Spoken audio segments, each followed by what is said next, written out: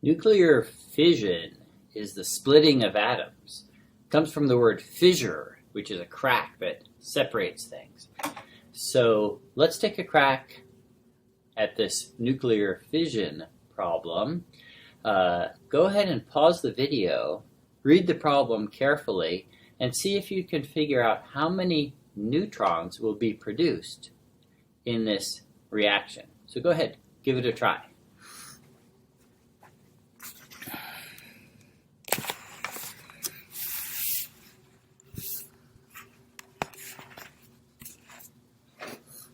Did you come up with something? I'm going to try the problem myself.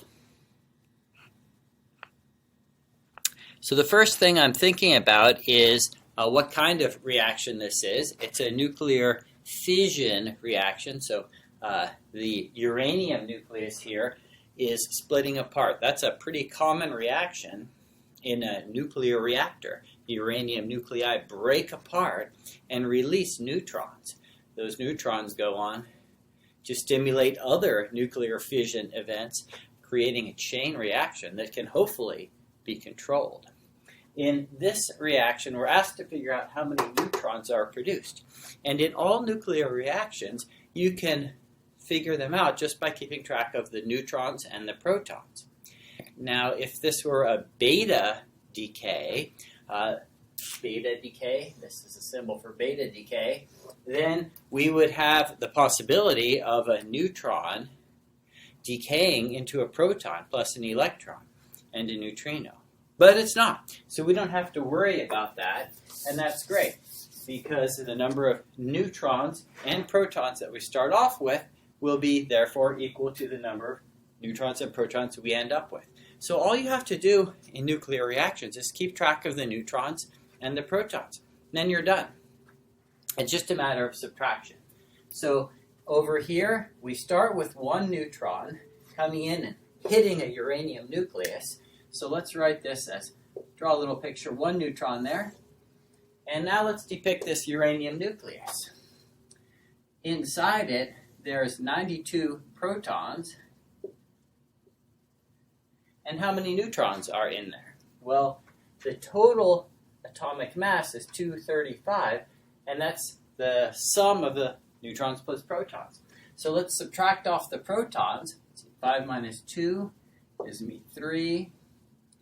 13 minus 9 would be 4.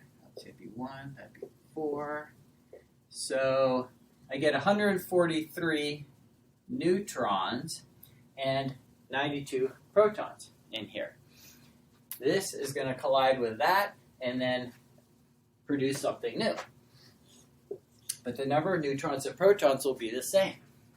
What about this? This is tin, and it has 50 protons. We can write that in right away.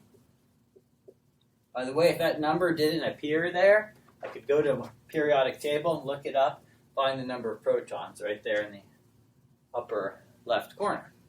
So 50 protons. Let's subtract this. 2 minus 0 is 2. 13 minus 5 is 8. So I'm getting 82 neutrons.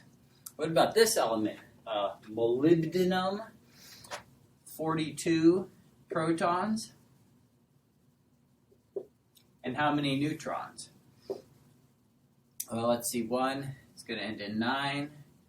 This will give me a 9. 9 minus 4 is 5. So 59 neutrons here. And let's check to see how things are balancing out right now. If I did my math correctly, the number of protons on the left side should equal the number of protons on the right side. No protons and neutrons are changing. 92 protons, that's 0 there. 50, 92. Okay, that makes sense. So now let's do the neutrons. On this side, we have 141 plus 1 is 144 neutrons. What about on this side? We have, let's add these up, 9 plus 2, it's going to end in 1, carry the 1, 13 plus 1 is 14, so 141 neutrons in the tin and molybdenum nuclei. So in addition to breaking apart and splitting into two new elements, this uranium nucleus will also have to release an extra 1, 2, 3 neutrons in order for this reaction to balance. And those 3 neutrons could go on and strike other uranium nuclei and start this reaction all over again. If you pack a whole lot of uranium together, then this can happen over and over and over again. If it's highly enriched uranium of the 235 variety and it's densely packed, you could create an atomic bomb. So that's how you solve a problem like this.